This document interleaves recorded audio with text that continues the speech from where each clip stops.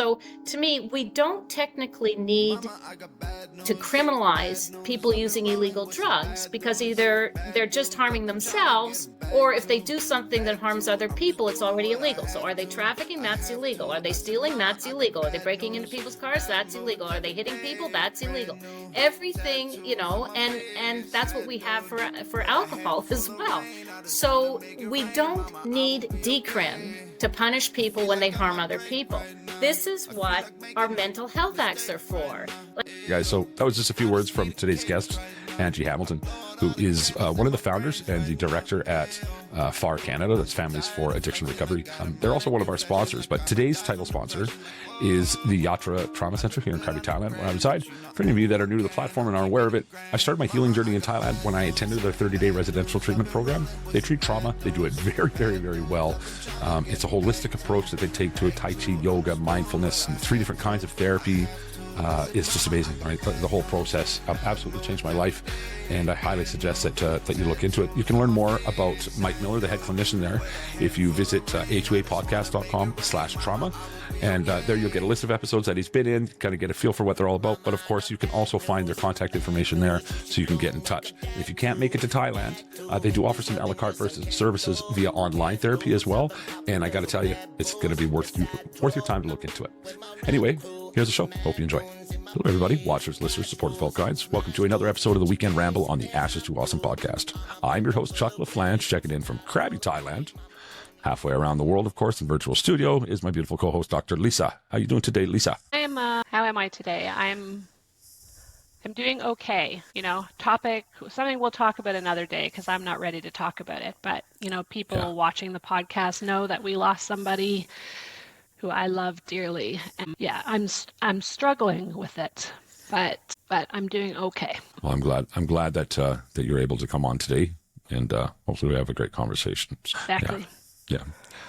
Also in virtual studio from almost as far around the world from me anyway, where I'm not sure where in Ontario, is Angie Hamilton in Toronto, Ontario, right? Is that accurate? Normally. Right now I'm in Muskoka, though.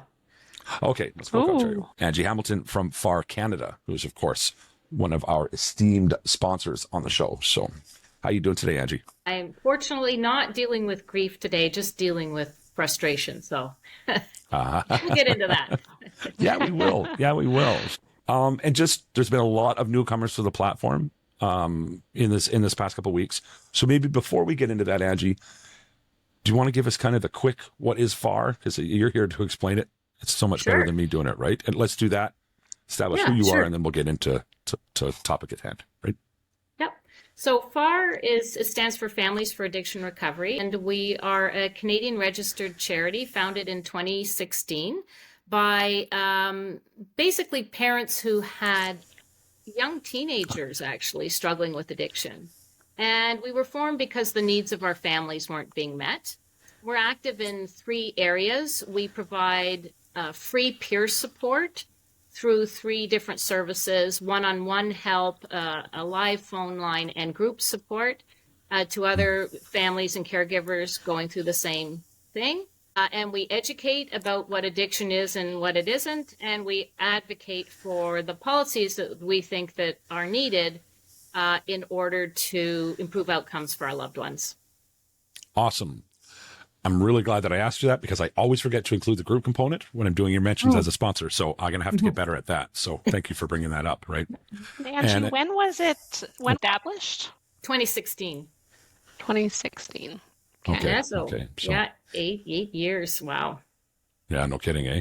I imagine the growth in that time is just, it must be something you're proud of. I would hope that it is. I mean, you've gone from nothing to something, so, right? Yeah, I mean, yes, but it's this is a hard area to be active in. I think everybody who's part of our community knows that. I mean, honestly, when we started in 2016, the opioid crisis was just kind of like taking off. And that's not why we were formed. We were going to be celebrating recovery and bringing hope, right? And supporting families. It's like, I don't know a lot of, people are grateful to be in recovery. I just don't know a lot of people who are kind of out there actively celebrating, because if you're in recovery yourself or you're a family member, you've lost people and you continue to lose people like Lisa and you know, in the last couple months. It's just so how I'm so impressed with people who can stay in recovery when they're losing so many friends. Well said. Well said, right? And, you know, we had a chance to talk about that earlier today when we were talking to Angie, and it's something that we've talked about on the show quite a bit. And of course, one of my other friends / co-host, Ryan Bathgate, what was the term he used about apathy, Lisa? If you can remember. Apathy is, describes apathy as a duvet. Yes. And that, you know, we all sort of experience apathy and that it's not a bad thing. And he thinks of it again as like a duvet that at times we just need to hide under, so that we're able to then refresh ourselves and come back again.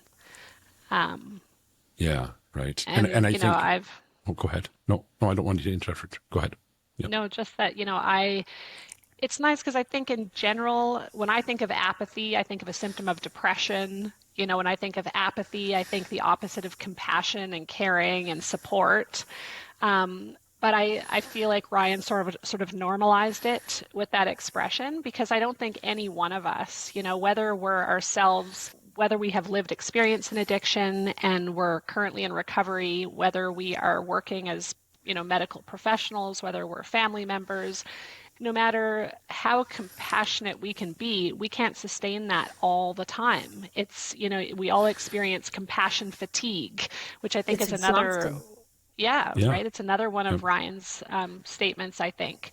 And so I think we all go through periods of apathy, and I think they're necessary. So I think to not judge ourselves, but to appreciate that, you know, it's us taking care of ourselves and giving ourselves a break. Yeah. Because Yeah, it right. is, as Angie said, it's exhausting.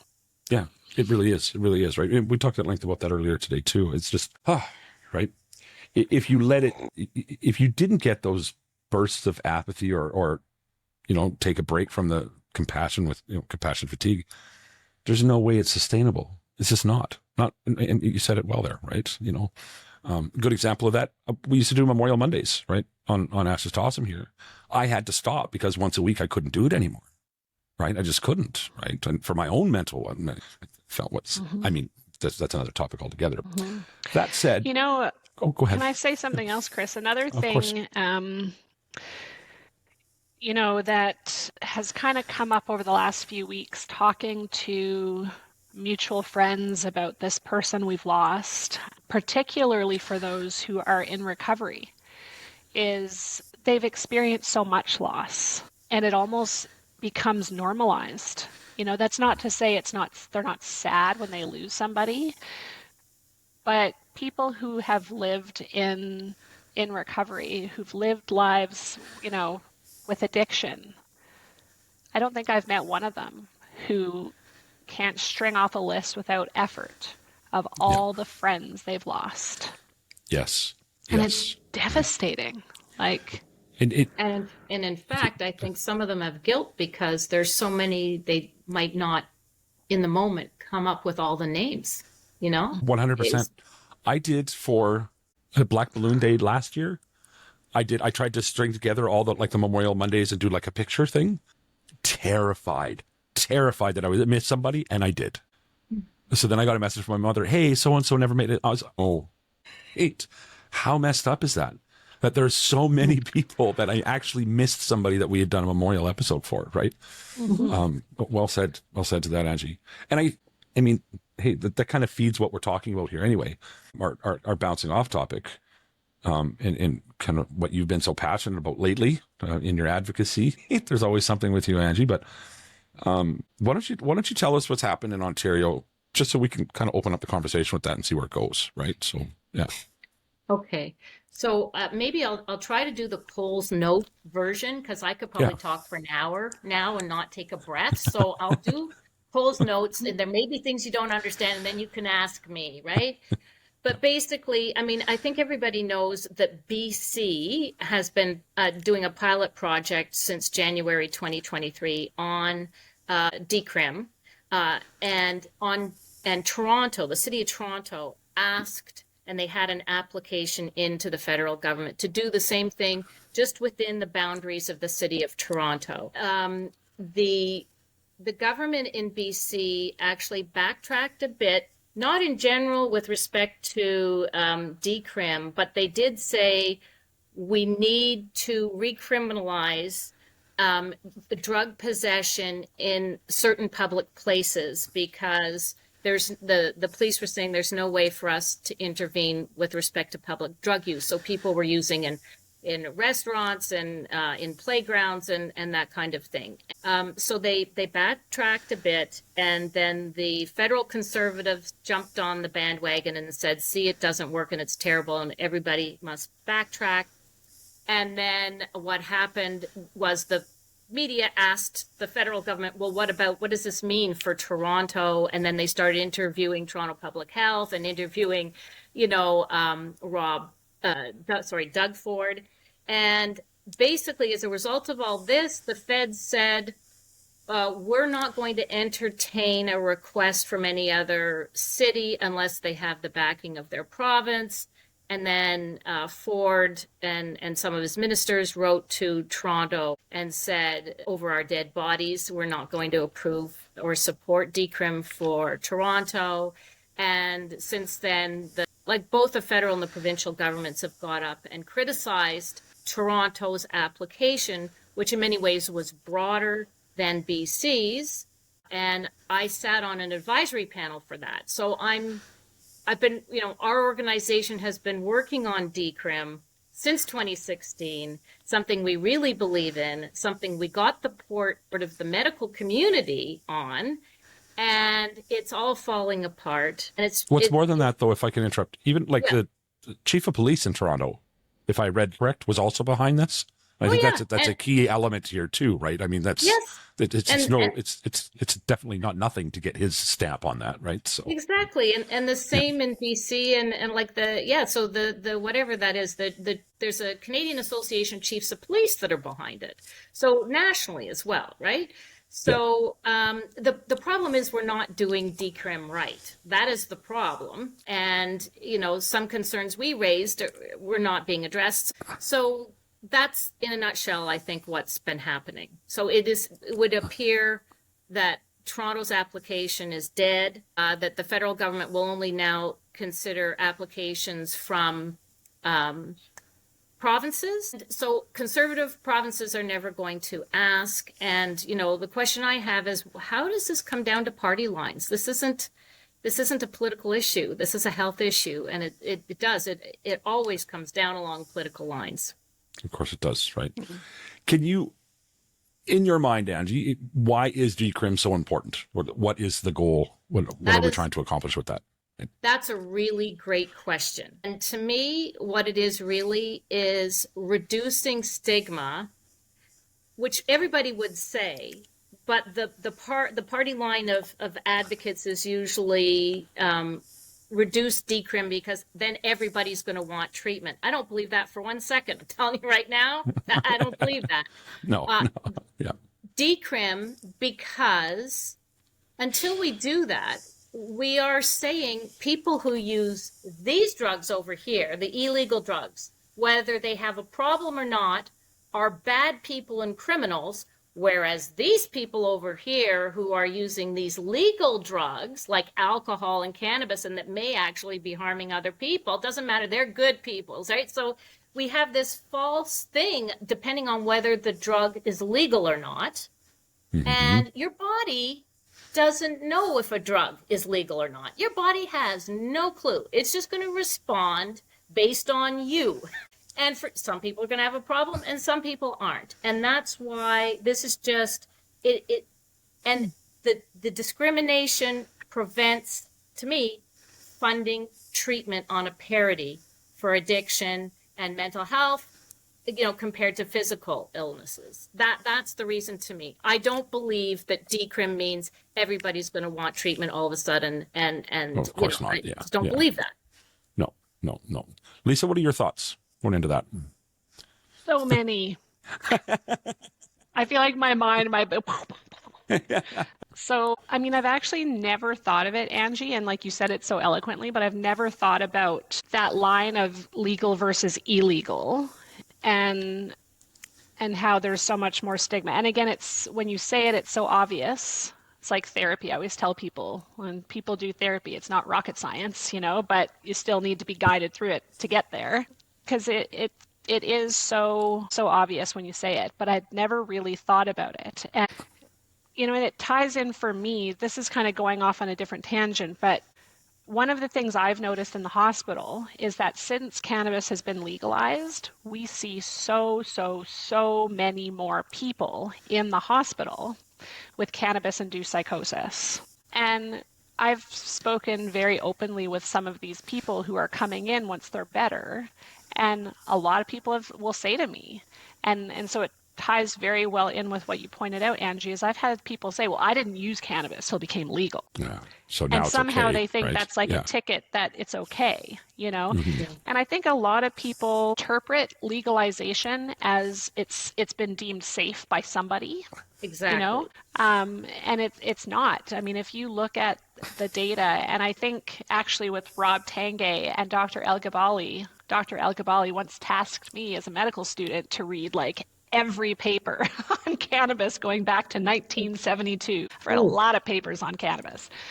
But when you look at the data, I mean, the data, you're talking there about like what, 50 plus years of data that I read about on cannabis. And the reality is it's very well known that THC gets you high and makes you psychotic. I think there's a lot of medicinal values to CBD, and I don't even think we've probably fully tapped into them. But THC, which, there's a lot of THC in the weed that's out there nowadays, it doesn't do anything good for anybody. But a lot of people have this idea that because it was legalized, it's okay. Yeah. And the other thing the data shows us is that the earlier you start to use cannabis, the higher the THC of your cannabis, and the more cannabis that you use in terms of quantities and frequency, the higher your chance of developing schizophrenia. Right. Yeah. I'd love to take every teenager who wants to go smoke weed and say, come with me for an afternoon and let me show you what you're playing Russian roulette with, because you might think twice. Yeah. No kidding. Right. But again, so a lot of people are smoking weed who wouldn't have smoked it. And a lot of them, without me saying anything, like I don't really care if what you're smoking is legal or illegal. It makes no difference to me. I'm not a police officer. But a lot of people think that legalization means it's okay. Yep. So it very much ties in with what you're saying about the stigma piece. Yeah. It sure does. It sure does. Mm-hmm. Yeah.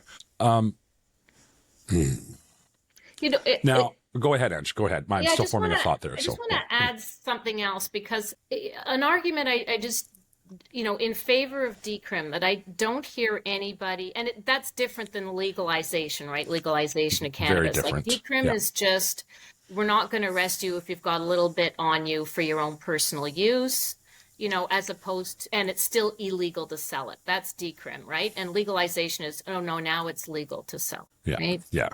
Right. So one of the ways I like to look at the decrim issue and pry it away from legalization is and it's my legal background because I was a lawyer. Prior to 1972 in Canada, it was illegal to attempt suicide because it's bad for you. So if we criminalize I thought it still was, so shows what I know. Right? Uh-huh. Okay, yeah. I thought it still was, so shows what I know. Yeah. No, okay. It's not. But, we look at that law now and think this is pretty crazy. Like how's that ever going to help anybody? And so with that, we realized like suicide is the ultimate expression of self-harm. Mm-hmm. And that is a health issue, and that we need to deal with that through our mental health acts, right? We need to intervene through the mental health act. So why is substance use disorder different? Why do we, like when somebody's at the edge of a bridge now, we understand and recognize that there's a duty to intervene. Nobody stands there and talks about their bodily autonomy or, the poor decisions that brought them to the bridge today, or their right to jump, or how they have to hit rock bottom. But families hear all these stupid arguments for our loved ones, and our loved ones, they're just as ill, and overdoses and overuse of substances kills, just like jumping off a bridge. So we need to treat it like a health issue. And I think until we decriminalize, we won't treat it like a health issue. We're all hung up about using the word addict, which I understand, but then it's okay to call them criminals if they're using these kind of drugs as opposed to those kind of drugs. And it makes no sense, Can I ask your thoughts on something? So I don't think we've actually spoken tons on this show, at least not with my involvement around the decriminalization piece. Like it's come up, but it hasn't been like a barely. a Yeah, huge we barely focus, scratched the surface right? as a show for sure. Yeah, barely. Yeah, and so from my perspective, absolutely. Do I think that people who are suffering an addiction should be thrown in prison? Absolutely not. One worry I have, and so maybe Angie, you can say something that will mitigate this worry for me. One of my worries is that for me, what I would love to see is that when people see, and again, I'm not talking about someone who smokes joints on Friday night sitting in front of their television, like, you do you. But when you see people out on the streets, slumped over, clearly hooked on fentanyl or whatever it might be, dirty, thin, kept, just this outcast of our society. Suffering. Right? I want people, and again, within the Mental Health Act, even like when we are trying to track someone down under, certain forms of the Mental Health Act, who helps us? The police help us. I don't get in my car and drive around and go find them, and I would, but I don't. No, Lisa. Seriously, sometimes no. I see them, I'm like, I just want to You're take not you allowed with to me. do that. Right. But what I would love to see is that when the police officers see these people, again, it's like this person is sick. Bring them to me and let me do what I can do to help them. So one worry I have is that by decriminalization is that nothing is done. Is that the cops go, pat them down, you don't have a bunch of drugs on you, enough for me to arrest you. So I'm just going to leave you on the bench. And so I don't want them in jail. But what I wish is that the police took them somewhere. And if it was, to stand in front of a judge and a judge could say, you know what, I'm going to give you a choice. Like you go to jail, which is not where they belong. And in a perfect world, they wouldn't even be given the choice. Like I want them sent to treatment. And so that I have that worry that at least if they are being arrested and put in front of a judge, there's a chance they have a compassionate judge who says, look, I'm going to mandate you to treatment because you need help and you don't see it. Whereas decriminalized, does that mean that they don't even get that opportunity and instead we're just going to let them sit on the bench until they die? So that's a great question. Go ahead. And that ties into what does decriminalization done right look like? Right? Because we can do it wrong or we can do it right. Mm-hmm. And to me, like there's two crucial components to it. One, and I think we need this whether we do decrim or not. We need to make sure that we have evidence-based compassionate treatment on demand. So when people are ready, because everybody recognizes that lots of times people really need it and aren't ready. So when they're ready, you really gotta like strike while the iron's hot and get them the help that they need. It needs to be available. So we need that, again, regardless of whether we decrim or not. But I don't see how decrim can really be successful if people can't get the help that they need. And the second thing is you need a way to get them treatment if they need it, even if they don't want it. And that's the mandated or coerced or however you want to, I would say it as medically necessary care for them to regain their autonomy and for them to be able to look after themselves, right? So that to me is a necessary component of it. And so if you look at Alberta, it's kind of interesting because they're interested in passing a Compassionate Care Act, which is mandated treatment. And my understanding is it's not just going to be illegal drugs, it's going to be legal drugs as well, which makes perfect sense because there are people like that on the bench and it's alcohol, not other things. Totally. Both. But it's interesting. I think I sent to you before, there's like a legal opinion in Ontario from a couple lawyers that why a Compassionate Care Act, your Mental Health Act allows you to do that today. And it is the same in many provinces. They're all different. The legislation is slightly different in each province.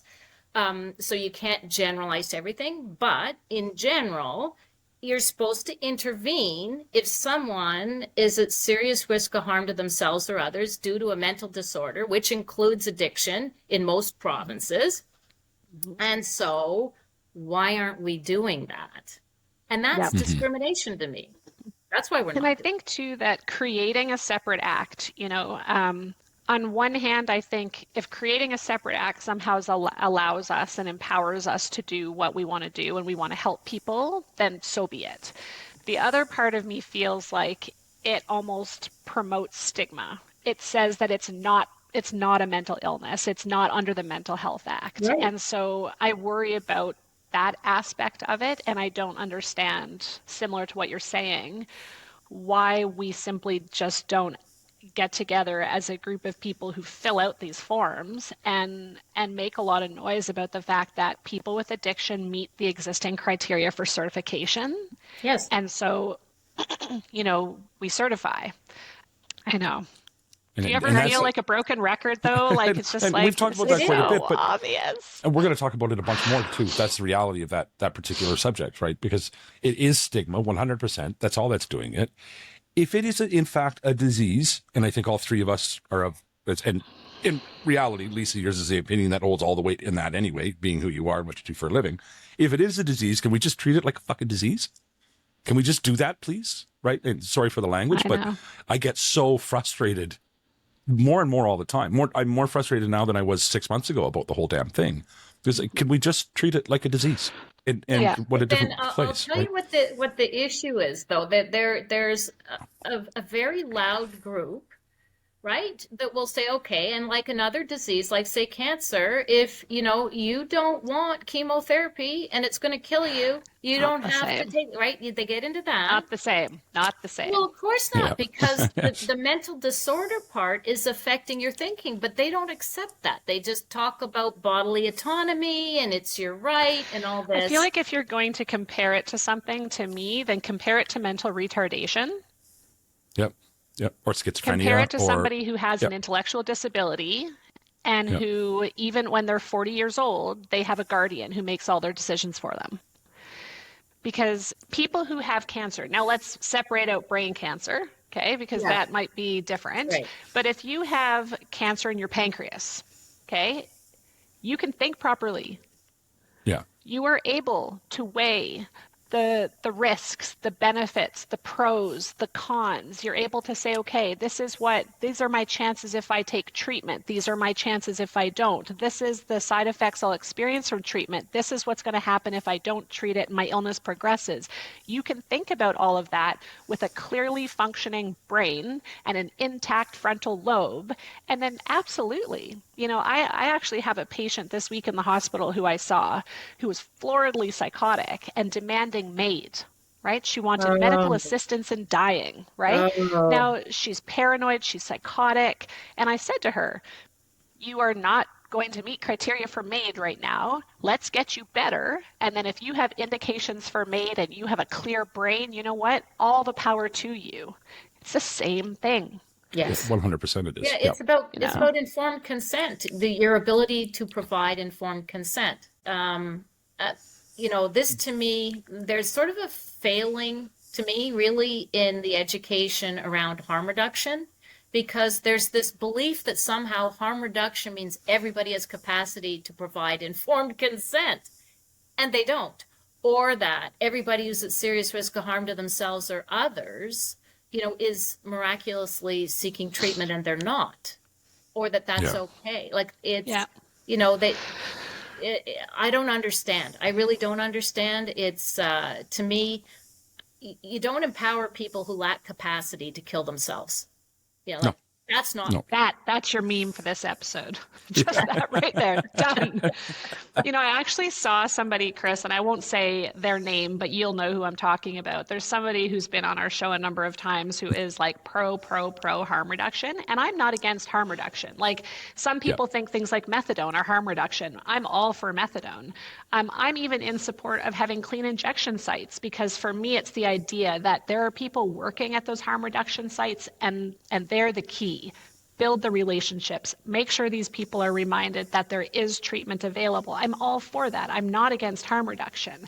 I think some people take harm reduction to a point of almost enabling and keeping Promotion, people in even, that sick right? state.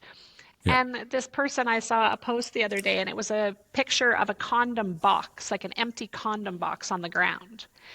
And it was connecting this, like trying to draw parallels and saying, we provide harm reduction through condoms so that people can have sex and not contract diseases.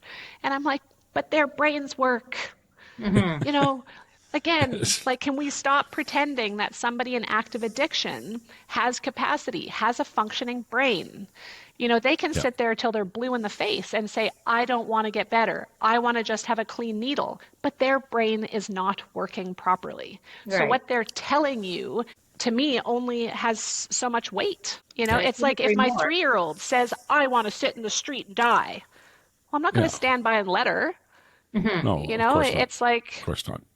and the same, again, parallel with people who have intellectual disabilities, right? If they decided they were going to run down Deerfoot in Calgary and try to get themselves hit by a semi, we wouldn't say, well, that's their choice. Right. Thank you. Yes. Like, Yeah. we would stop them. 100%, right? It was last time Devin recorded with us, Lisa. He made a point that, and of course, since his passing, I've gone back and I've listened to all of it. So eloquently put about harm reduction works for the people it needs to work for. And there is a subset of people who suffer an addiction that absolutely need harm reduction. But, and Ange, we were talking about this earlier today, it's a very small percentage of people who suffer an addiction that are living in tent cities and are having these horrible, like living that life where harm reduction is the only chance to connect with these people. It's so important, right? That's not to say they're the only people that need harm reduction. It is to say that different people have different needs and different ways they're going to work for different. So no, we don't want to just be giving safe supply and needles and to everybody and anybody. No, we don't want to give mandated treatment to everybody and anybody, and all of the things on the spectrum in between, all the different degrees of going in both ways are going to apply to different people. Right. Right. And so to say mandated treatment is bad, no, mandated treatment is necessary for some people. Harm reduction is not bad. It's necessary for some people, and all the things in between. There's so much in between because everybody's so different. Right. Yeah. And I think, with the decrim, you've worded that so well. As in the week leading up to today, of course, we've had some brief exchanges of messages, so you haven't been privy to those. But one of the things I had said was, it's not something that I've really looked at too hard, and not something that I have a really hard opinion on as a result. And sent me some stuff and I've been reading and trying to keep myself prepared for today's episode. But I don't think I could pick apart anything you've said with an intelligent argument. Not a thing about it, right? So, I mean, you're a lawyer, so I mean, right? I'm going to sit here and try and, make my point against you of all people, even if I had one, I guess, right? But, And I think I feel like it's hard for me because, again, I don't deal with the legal system, right? I certainly have a lot of patients who, unfortunately, are wrapped up in the legal system. But the opposite of decriminalization, in my mind, is that there are people out there who believe that drug users are criminals. 100%. That they're criminals for using drugs. Now, again, I'm not talking about if you're somebody who, is high on something and kills somebody, you did commit a crime, But if we're just talking about people who are sitting out there with drugs in their pocket, shooting up, with drugs because they're sick, I'm just like, how is it that there are people who legitimately believe that they're a criminal for doing that? Because society has labeled them that way since we were born, right? So, and some of us were born an awful long time ago. So, there's a lot of catch up to be done here, and I think there is, I'm not kidding, like a generational divide here, in terms of viewing use of illegal substances as criminal activity versus not. But that's, I think we would all be kind of in the in between of that, like kind of in that on the cusp of that whole thing, right? In between the two camps, I think maybe, right? Our generation would be. Right? Yeah, sorry to interrupt I you would with think so. Yeah. drivel, but right. Yeah. Okay. And Angie, just to be clear for people who would be listening to this, when you talk about decriminalization, you're not talking about people committing crimes who are high or drunk and then No. saying, well, I shouldn't face legal consequences because I was high or drunk. Exactly. Here's what I would say. Like, if you just, we have to unlearn what we have already learned and take a big step back. The simply possessing drugs for your own personal use or using drugs yourself, how does that harm other people? I understand that people can get high and do things. We'll get to that in a minute. Yeah. But just the use itself, if it's problematic, it's primarily hurting the person who's consuming the substance. The consumption hurts the person consuming the substance. So that, again, to me is self-harm, and that's mental health act. Like, is it just a bit? Like, are they, is it just like a little bit? Or is it like they're going to die? Or is it like they're going to go to jail or whatever, right? Like, that's, how severe is it? But primarily that's hurting the person using it.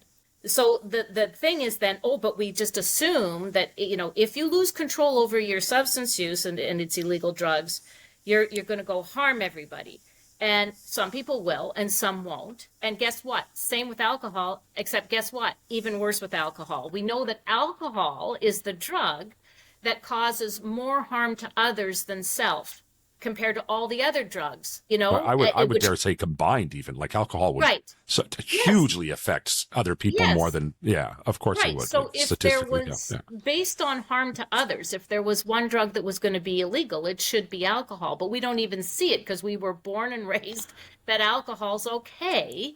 We've normalized it, and these other drugs aren't. So to me, we don't technically need to criminalize people using illegal drugs, because either they're just harming themselves, or if they do something that harms other people, it's already illegal. So are they trafficking? That's illegal. Are they stealing? That's illegal. Are they breaking into people's cars? That's illegal. Are they hitting people? That's illegal.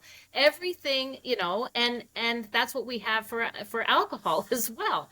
So we don't need decrim to punish people when they harm other people. This is what our mental health acts are for. Like, because I also don't want to go, well, there's no harm to others. They're just killing themselves, so that's okay. That's not okay, because there's something wrong with how they're thinking, because they don't want to die. So when they don't want to die and they don't want to go to jail, and they're acting in a way which is either going to result with them dying or going to jail, like, to me, the compassionate, evidence-based thing to do is intervene. And please don't tell me we all know it doesn't work, because we actually don't know that. There's now a big systemic review that says we don't know that. And to me, that's the wrong question, whether it works or not. The right question is, what are you going to do when someone's dying from substances and they lack capacity to make treatment decisions? And or what are you going to do when somebody is at serious risk of harm to themselves or others due to untreated addiction and they don't want help? Because saying, it doesn't work means we're going to let them kill themselves and we're going to let them harm everybody else and we're going to lock them up, or the parents can bury them and, we're done. No. That. And another thing that needs to change is that what currently I find happens within the Mental Health Act and I'll say Calgary because I don't work in Edmonton, but if somebody comes in and they're psychotic, we certify them. And then 3 days later, let's say their psychosis is gone. So we're going, okay, this is not schizophrenia, because schizophrenia psychosis doesn't go away in 3 days. So then we've drug screened them, we've kept them in hospital, and 3 days later they're better. And we say, your drug screen was positive for crystal meth, your psychosis went away in 3 days. So diagnostically, you have what we would call an amphetamine-induced psychotic disorder, okay? Yeah. Now, what ends up happening in the hospital is, we formed them when they were psychotic.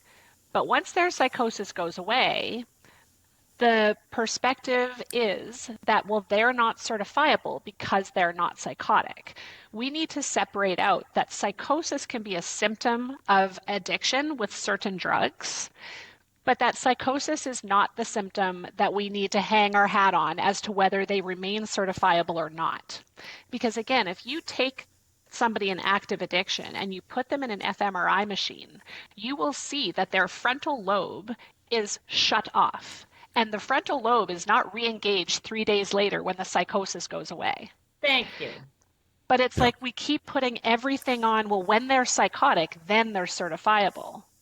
And the Yeah, and minute the then psychosis goes away, well, now they're better, they have capacity, they have autonomy, and they want to leave and go do more drugs.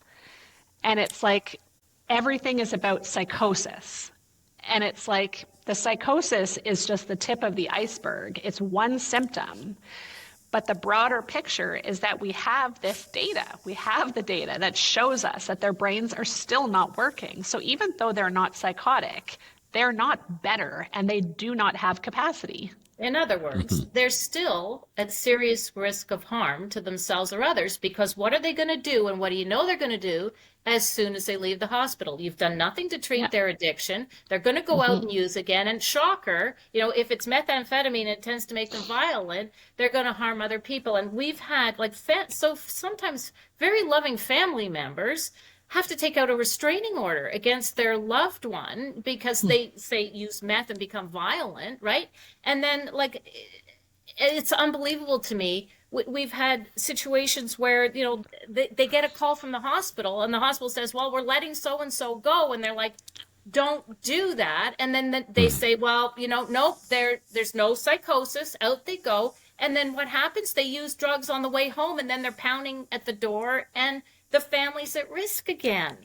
And Right. and then they're Yep. back in the hospital, and the hospital staff's rolling. Here's Joe, frequent flyer, and it's like the families are rolling their eyes at the psychiatrist, going, "What's wrong with you? Like, you Yeah. knew this So was going." I have to tell you, I was on call on Thursday night, and normally I have a resident, and I didn't have a resident, so I was there until like 4:30 in the morning. And I literally had this exact case, Angie, this exact case. So this particular patient had been an inpatient of mine back about 2 years ago. And again, I had seen this individual in the emerge. They were admitted to what we call the short stay unit, where they go for 3 days to let their psychosis clear and then they get discharged. I had actually changed his order, taken him to general psychiatry, and I worked with him and had him in hospital for about 5 or 6 weeks and then discharged him door to door to an addiction treatment center. Well, he checked himself out a day later. Okay, so where the crux of this is that we couldn't mandate him to stay there. That was the problem. Now I saw him, and again, that's exactly what I was told. Guess who's in E4, right? This is the way it's being spoken. Like, oh, he's here again. He was here last week, and he has been in hospital more times than I can count in the last 2 to 3 years. Addicted to crystal meth. When this guy's psychosis clears, he is the nicest guy.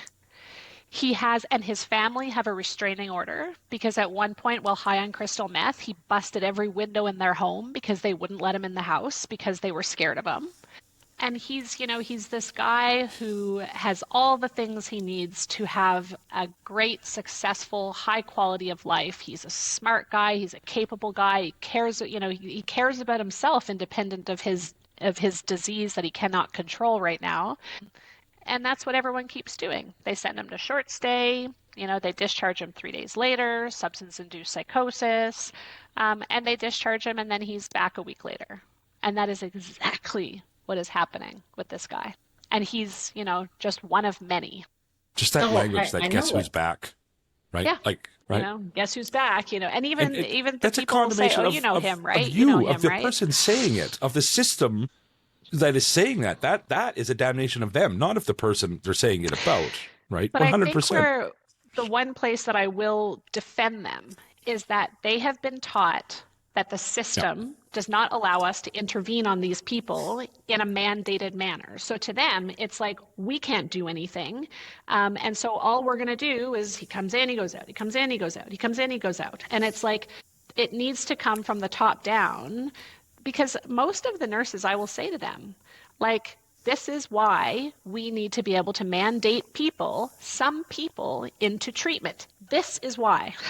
Yeah. Because when he's there, like when I spoke to him, his psychosis was mostly resolved. He had insight. He's like, yep, still having a bit of that. I know it's from the meth. And I'll say to him, how often are we going to do this? Like, don't you want to get better? And he's like, yeah, I want to get better. He wants to get better. And I actually think there's a lot of patients who in those moments, if I was to say, sign right here, sign that we're going to send you away to treatment for the next 6 months and you're not allowed to leave, I bet you he'd sign it. Yeah. Yeah. Yeah. Right. But the system is set up, and nurses are trained to believe that we have no authority over these people beyond 72 hours when their psychosis is cleared. And so I sort of see it as fault of the system that people are being trained to Yeah. believe that, that there's nothing we can do. And it's frustrating for everybody because it's just Yeah. like, and talk about cost again. And we've spoken about this, right? That like the cost of mandate, because people will say we can't afford to mandate everyone into treatment. And it's like, Right. do you want to know the cost of him showing up in our emergency department via the police every 3 days? Yeah. Yeah. I know. It's It'd like be when people cheaper. say, what would this look like? And to me, it's like, well, it would look like, those 60 to 80% people who are in jail because they have untreated addiction or mental illness. It means those people are in treatment instead of in jail. That's what it Yeah. looks like to me, Yeah. Yeah. Yeah. Without a doubt. Without a doubt. Right. Yeah. Where does it And they're end? going to get, you send them to treatment, there's a chance that we break the cycle. This particular patient had just spent 9 months in jail. And I asked him about what kind of help he got in jail. And he looked at me like I was crazy.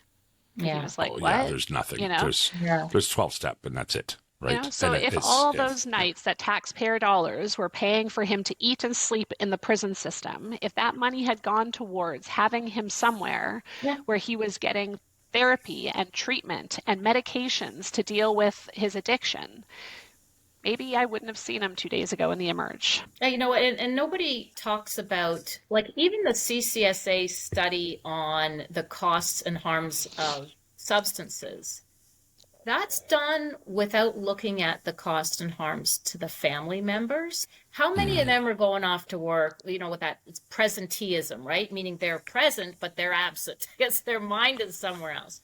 Or how many of them stop working or go part-time in order to care for someone who is really, not able to care for themselves because they're struggling with an addiction. And God forbid, if you have a loved one who dies, how many people quit working then, or just, again, they're at work and they're not there? And like, how many children are growing up without parents? How many parents are trying to just get to their own death, living with their child's death? Like, the costs are huge, and the worst ones, like growing up without a parent who's been lost to the opioid crisis, that isn't even being measured or talked about.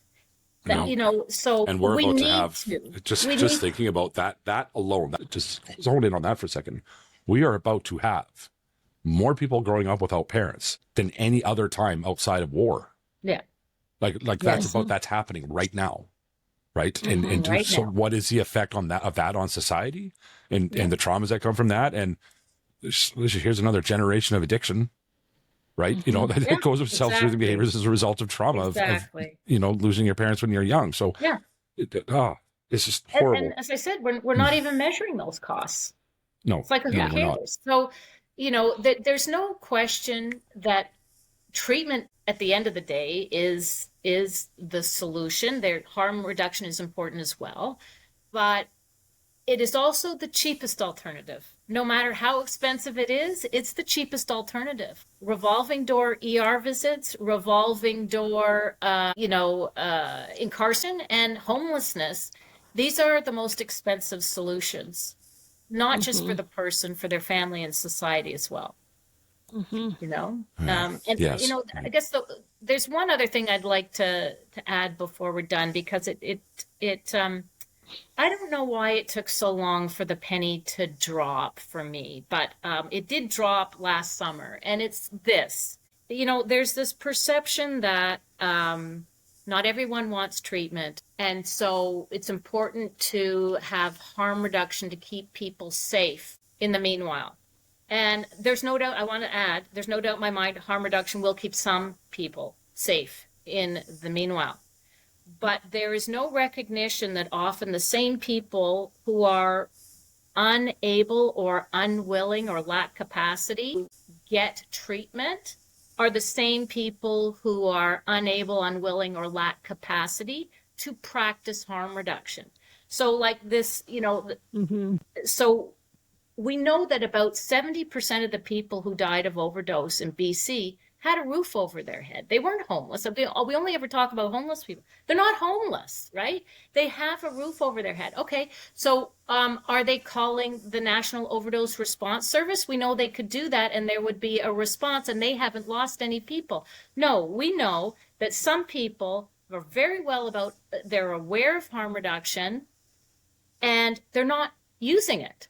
They are using alone in basements or in rooms and not practicing harm reduction.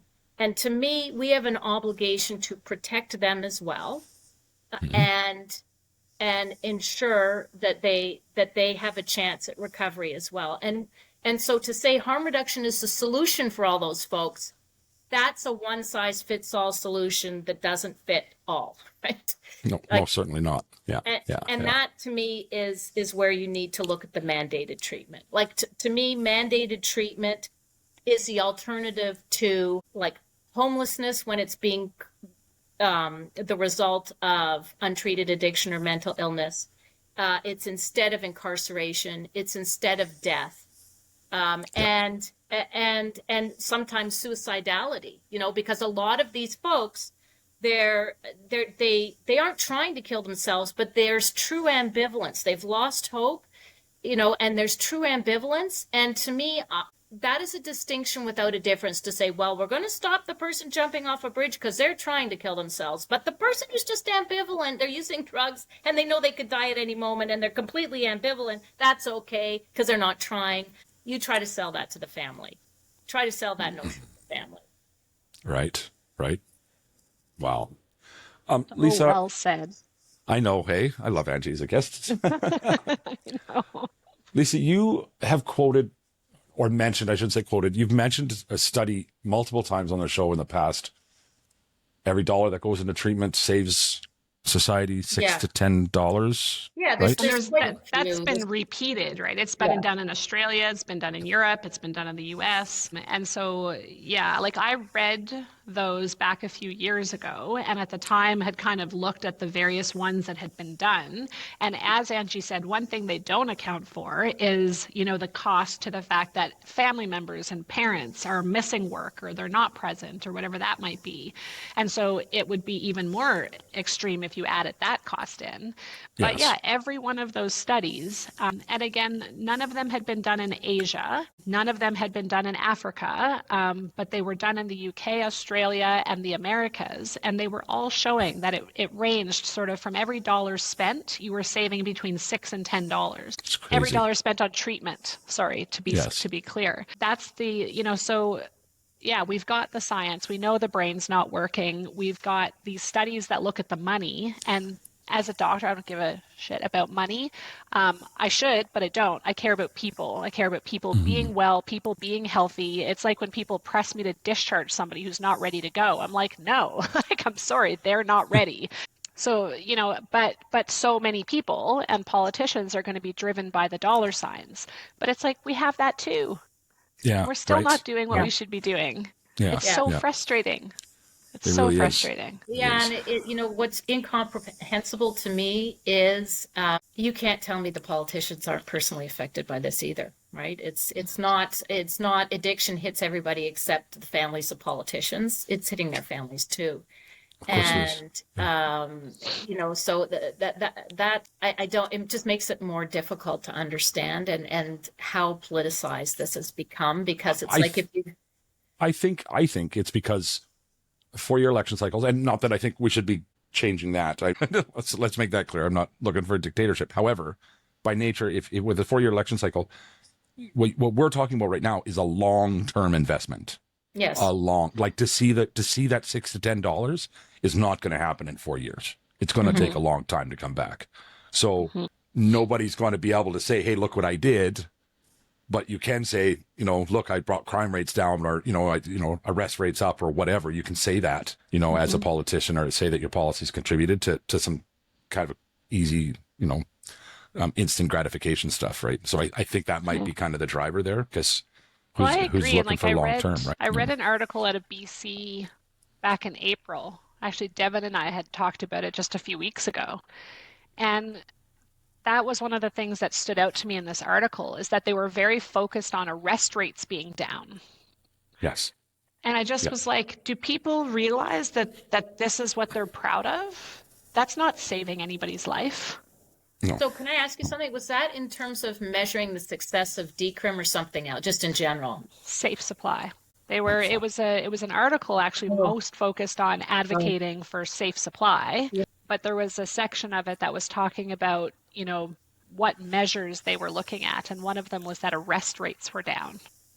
Right. Well, I mean, that's the whole thing. Like, really, how do you help someone? Like, a lot of people can't afford their addiction, especially the kids, and when we talk to parents, we're hearing that the average age of initiation and we're dealing with parents whose kids have severe addiction, was like 14, right? Well, what 14-year-old can afford their addiction? None of them. So they're all doing something that's probably illegal, right? Trafficking, theft, whatever, from family members. So if you just give them the drugs, it's true. They don't have to do those things. And I would argue it's not good for them to do those other things. Mm-hmm. But also, this is where harm reduction to me gets a little weird, because it's like, we're just going to eliminate all consequences except the death and harms of the actual substance use itself, right? And that's a pretty big accept, right? That's saying we're letting the addiction run wild for however long until they realize, they want help. All the while, the use is affecting their decision to ask for help. So, right. Is it a disease of the brain or is it not? Back to that, right? Yeah. Yeah. Insane people to make sane choices. Again, there's another Devon for you, right? Devonism, if you want to call it that. So, listen, we've gotten to the hour mark. What a wonderful conversation, Angie. I just love having you on. Thank you for having me on. And of course, next weekend we have Sydney coming back again. Great. Yes, right. Wonderful. So. Yeah, I'm excited for it. I really am. So, can I say one thing before we wrap up? Of course you can. Angie, like I know that you guys have, have sort of come together and you're sponsoring the show, which makes me super excited.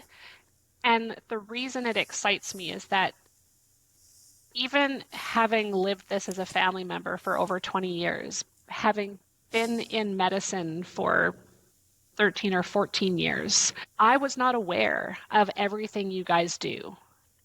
And I really hope that through this podcast that we are able to get that message out.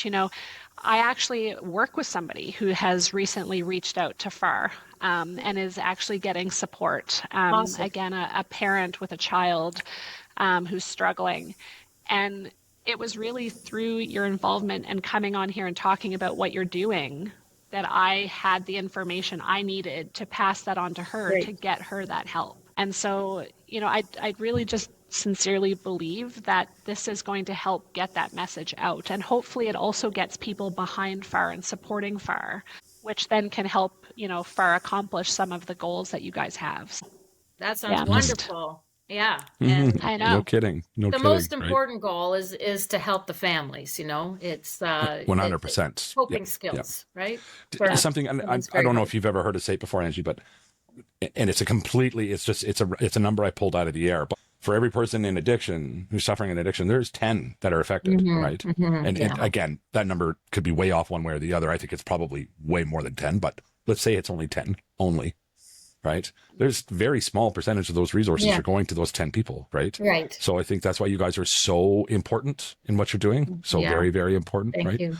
And it's my belief from the onset of this podcast, from day one, was that if the best way I think I have and this platform has to help people who suffer an addiction is by helping their families. Because when you help the families, you help that person. Absolutely. Right? 100%. So I've said it before, Ange, but I am so grateful that you've come on to partner up with us. I chased you for damn near a year, right? Kind of, low key, right? I wasn't too persistent, but I am so glad that you're able to help us out and that we're able to do the same for you and that we've made a partnership. So Thank you So for that. am I, and I'm grateful you had us on, and that we can sponsor you. And I think that the work here that you're doing as well is going to help so many Thank people, you. because we need to keep Okay. the hope alive. Yes, we do. Yes. Now we've almost all done a gratitude. We've all done a gratitude all of a sudden, and Mhm. we're not even at my favorite part of the show until right now. That's the daily gratitudes. So let's start with you, Ange. What you got for us for some daily gratitudes? Yeah. Right now, I have to say the first thing that came to mind is just I'm grateful for my husband. Ah, He's just my rock, and it's been a rough month. It not personally, just in terms of policy and backslipping and all that. It's nice to have someone there that you can lean on, and I'm just grateful to have someone I can lean on and be okay. supported by. Yeah. That's awesome. How about you, Lisa? Friends and family. Like I said, it's been a hard few weeks for me, and I've had a hard time feeling grateful right now. I don't think I've ever experienced a loss like this one in terms of the pain that I feel. So I'm very grateful for a lot of the friends that I've met through Devin. Devin connected me to Chris, and I feel like it's a lot of the friends that I've met through Devin who have been the ones able to help me the most right now. So I'm grateful for those people, including you, Chris. Thank you. Made it through the whole episode, so there's that. Right. Well, I'm grateful for a wonderful conversation. Lisa, I'm glad you're able to make it back on this weekend. Like I said, I still know some people in Calgary. I was going to send somebody to your door if you didn't. So, I'm glad that you pushed through. Right. Yeah. Now that I know where you live. No. And of course, I'll echo my gratitude to FAR as well. What you guys are doing for families, what you're doing for the show is amazing. I just love it. Thank I'm you. also grateful to every single person who continues to like, comment, share, do all the things, smash the buttons, the subscribes. You know what you got to do. It's really, really important that you do those things. It does help us to keep spreading the message. And the message is this: if you're in active addiction right now, today could be the day to start a lifelong journey. Reach out to a friend, reach out to a family member, call into detox, go to a meeting, pray, go to church. I don't care. Do whatever it is you got to do to get that journey started, because it is so much better than the alternative. If you have a loved one who's suffering an addiction right now, just taking the time to listen to our conversation, if you could take one more minute out of your day and text that person, let them know they are loved. Use the words. You are You are loved. loved. That little glimmer of hope just might be the thing that brings them back. You almost